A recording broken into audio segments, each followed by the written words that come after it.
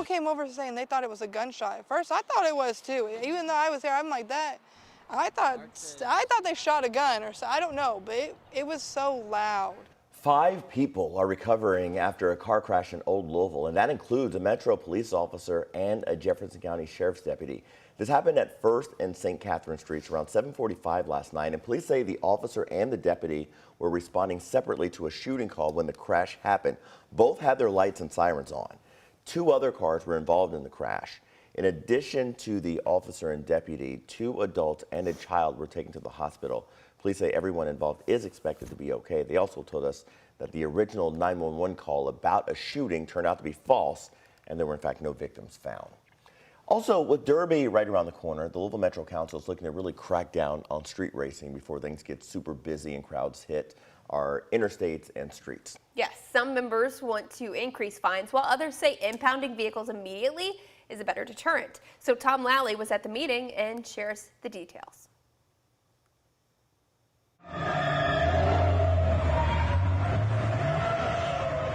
The Watterson Expressway shut down one night with frustrated drivers blocked and looking on as street racers prepare to compete. Speeding cars, a ticking clock for Metro Council, looking to deal with street racers by Derby time.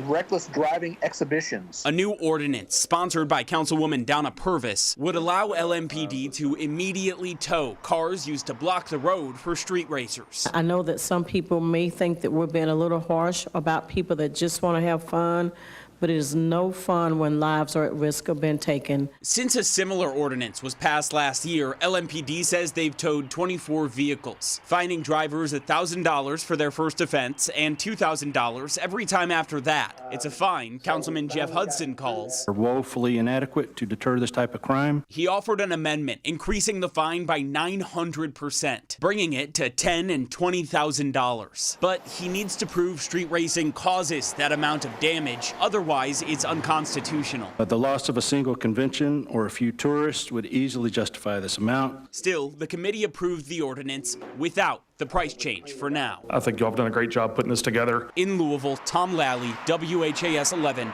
on your side. The changes haven't been finalized yet. They'll be heard by Metro Council next week ahead of Derby. The proposed change doesn't include a huge increase to the fine, but it could come soon after. We have another update on the condition of Metro police officer who was shot in last week's mass shooting at the Old National Bank. Officer Nick Wilt is now fighting pneumonia, and that's in addition to the gunshot wound to his head. His family shared that update on the Metro Police Foundation's Facebook page. Doctors say pneumonia is common after a patient has been on a ventilator. Officer Wilt remains in critical condition at the hospital. During an interview Tuesday here on WHAS 11, Louisville Mayor Craig Greenberg praised the medical care Officer Wilt is getting. There's no better place for him to be.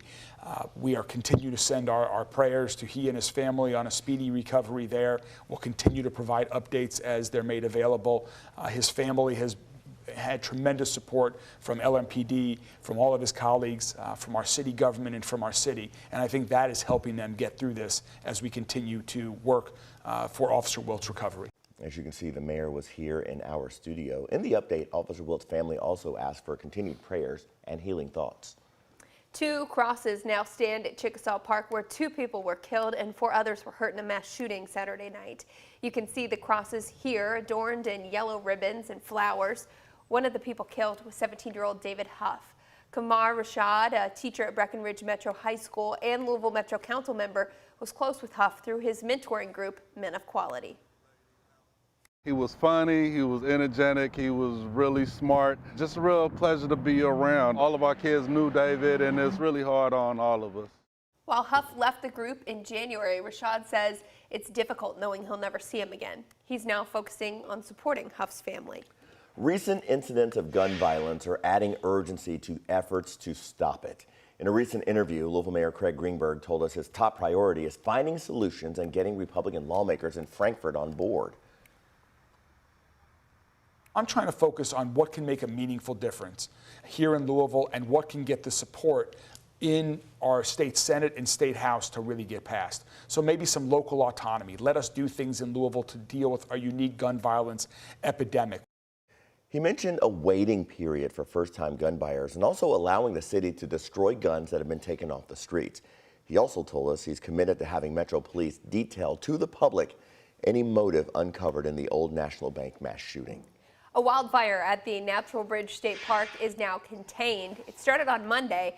4 dozen firefighters worked for almost 3 days to put out the 5-acre fire. It was near the Skybridge platform, which is a popular tourist attraction.